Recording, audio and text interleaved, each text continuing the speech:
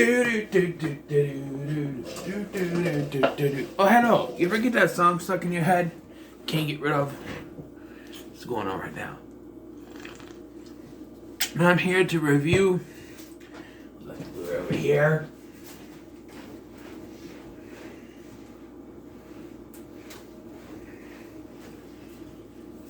Trying to finish this, get it done.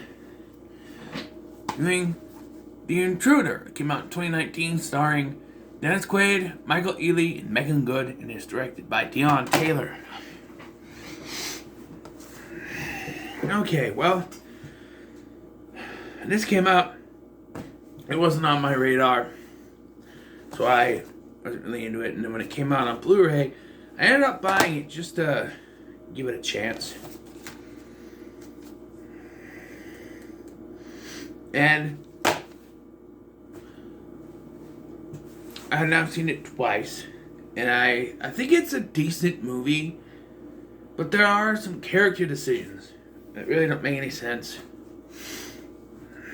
And like the leap it takes towards the end, and it's a leap because it's just all of a sudden, like it's been one thing throughout the film, and all of a sudden, for Dennis Quaid's character that is, and all of a sudden in the end he leaps into something else. Just sort of didn't seem like it was there.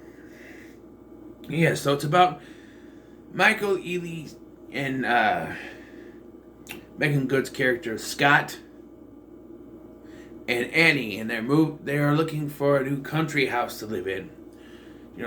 To have, so they can plan on having their family and everything. And they meet this guy named Charlie at a place which he calls Foxglove, based on the plant that is poison, but he calls the whole house and stuff, the whole area, but by the vineyard and stuff, Foxglove. They decide to buy the house, but after they buy the house, Charlie keeps showing up, and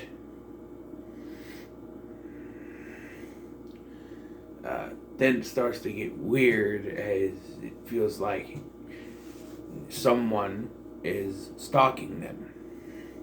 Which of course is Charlie, but So first and foremost, I like Dennis Quaid's portrayal in this film.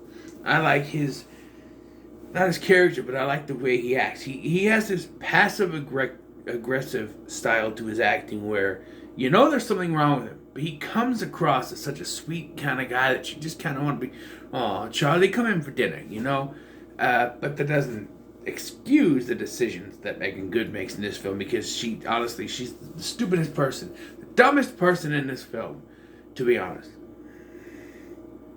All right, and Scott even calls her out on it.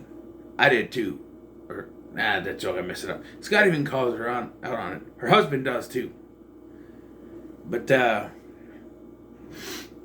yeah, so they buy the house and they're hosting a dinner party between them and then his friend Mike and his woman. And Mike goes out and he pisses in the roses and he flicks his cigarette into the thing. And when he goes to get to his car later, he finds a cigarette burn on his seat, the driver's seat. And she's like, hey, you gotta stop smoking those things. He says, no, never. I would never smoke in my car. But they don't question it. I do like the way some things are lit. There's one shot in particular that I like when Scott goes out to check on noises that are outside, and there's kids that come in the woods and get drunk or whatever, and you just see him. He's out there looking, and you see a headlight come across the screen there, and you see Charlie standing in the background as it hits it, and the next.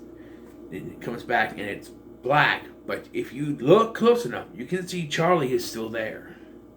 So, yes, very creepy, very evil. He's not Danhausen, but yeah. So Charlie keeps showing up for a number of reasons. Okay, so I'm just gonna go straight to my problems with this movie. Annie is a double standard bitch. So she goes off on Scott. In when they go to the ice cream shop, Scott is having a conversation with the ice cream lady, and she goes off on him saying that he was flirting with her. Now this stems from the fact that he had an affair, not, before, and they ended up getting married. Well, a lot of people have said, well, if he cheated on her, why are they still together? Because you want to make it work, right? You want to make it work. They got married. They have problems, but every married couple does, right? But then, later, twice, she is alone at the house with Charlie. Like later, she's alone at the house with Charlie. Maybe not twice, it's once. She's in the shower, she comes down, and he's there at the front door. He knocks on the door, whatever. He has pizza. No, it's twice, because he brings her a bottle of wine, too. Like, he brings her the bottle of wine. This is after Scott tells him he has to call for her. I tried to call Scott, but he didn't answer. He wasn't answering. And then, and later he shows up with the pizza later, and it's like, you go off on Scott for, I know he cheated on you, but you go off on him for flirting with someone, and you have invited a person into your house. One of the times while just wearing a towel, mind you. I don't know. Yet, you're gonna call him on it. And yet we do see that he's sort of still kind of cheating, but he backs off. He's like, no, I can't do this. I need to get my ass home right now. So, yeah. Charlie tells the story that his wife died of cancer, and he's 2 years prior to this. But we find out that actually, supposedly, she committed suicide. And then we find out another twist later, after Scott calls his daughter, Charlie's daughter, that Charlie killed his wife because she was threatening divorce. And in that divorce, she was going to take the house. So he shot her and claimed it was suicide. Made it look like suicide. So yeah, he's not a very good person. But, and I really don't know, like, Scott's on it right away, but how? So, they go out for dinner, and then on the way back, they stop at the hotel or whatever that Charlie is supposedly staying at, which he must have known they were out. We do find out later that Charlie's been living in the house in a secret basement compartment thing. But there's a door on the side of the house, so why haven't they found it yet? There's a door on the side of the house, and they haven't find out where it leads. I don't understand that at all, but anyway, they go in and he's sitting at the bar and they have a couple drinks and basically threatens Charlie and tells him to stay off the property. And because before he said, you can't go over without calling, and he just, he won't stay away. He keeps coming back, and yet Scott's the only one that finds it weird. Oh, it was his house for how long? No, there's no defending him. He keeps being told to go away, and he keeps coming back. Mowing the lawn, doing several other things there. So, Scott threatens him, says, don't come around anymore. The very next morning, Scott goes on a jog, right? And he gets knocked over by somebody driving a truck. Gets ran over basically and knocked down. Scott is on it. He already realizes that it's Charlie. And I think he even, does he tell her that he thinks Charlie did it? I don't know. But, he believes that it's Charlie. He tells Mike. He his friend Mike that he thinks it was Charlie. And he already has Mike looking for the daughter, which I told you about that, but he has go to check on her. He has Mike go check on her. Soon as Scott's in the hospital, he shows up. And he says, well, I heard about Scott, and I just wanted to make sure you were okay. And I'm like, who told him? Who told him? And yes, even later when they're talking, he's like, no, baby, think about it. Think about what you just said. How did he know? How did he know I got hit? How did he know I was in the hospital? Yeah, and she doesn't think about it. She invites him in while wearing a towel. They have a pizza. And then Mike shows up.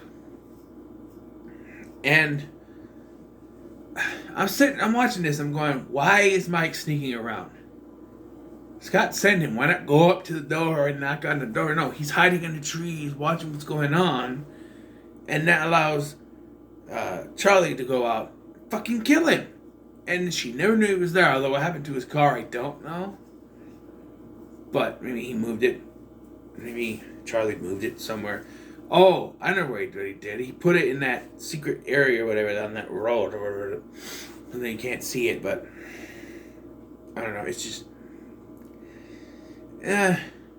if Mike had just gone to the front door and knocked or something, I think he would have been fine. I think, he would have been alive. She would have known he was there. But if he'd done that, we couldn't have that death scene, which... Then the next morning, Scott calls and is like, hey, what time did Mike leave? And she's like, what do you mean? Mike was never here. What? No, I sent Mike out there. Well, maybe he didn't show up. And then no one's heard from him. And then he gets out of the hospital. And then we get the big leap I was talking about. Apparently, Charlie is in love with Annie. And I feel like there was... I know there's an obsession, but it becomes too much. Like... Because he tells Mike, he said, no one's going to take... I'm on the way to getting back what I lost, and no one's going to take it from me again. And he kills him. And I'm just like, wait... Is he in love with her? And then he basically declares his love for her. And I'm just like, no, it's, it doesn't work. Because it's just too much. Yeah, and then the daughter, because he calls the daughter, Scott calls the daughter. The daughter doesn't want to talk to him. But then she calls him back and tells him what happened. And then we have a showdown. He shows up. She finds the secret pathway thing, and then they have a showdown. We found out earlier that Scott's brother was killed by a gang, I think, and that's what he doesn't like guns. He uses the gun to kill Charlie. He does fidget with it, but he's able to get it to work, and I'm just like, how would he know how to use a gun, really, if he's didn't want to be around any guns? It's a rifle, first of all, but yeah, I don't know, but she's like, make the call, and she calls the cops. She goes, hello? My husband just shot an intruder, and then he's like, go to hell. He shoots him. The alternate ending is close to that. It's very confusing, the alternate ending, because it goes down basically the same as the original ending, but after he shoots Charlie, it cuts to the outside of the house, and then close up on the a window, and you see him in his secret room, Charlie in his secret room, and he looks up, looks back, and there's a bulletproof vest. The only problem is, in both endings, we don't see where Charlie was shot. If we see him get shot in the chest, and then cut to that,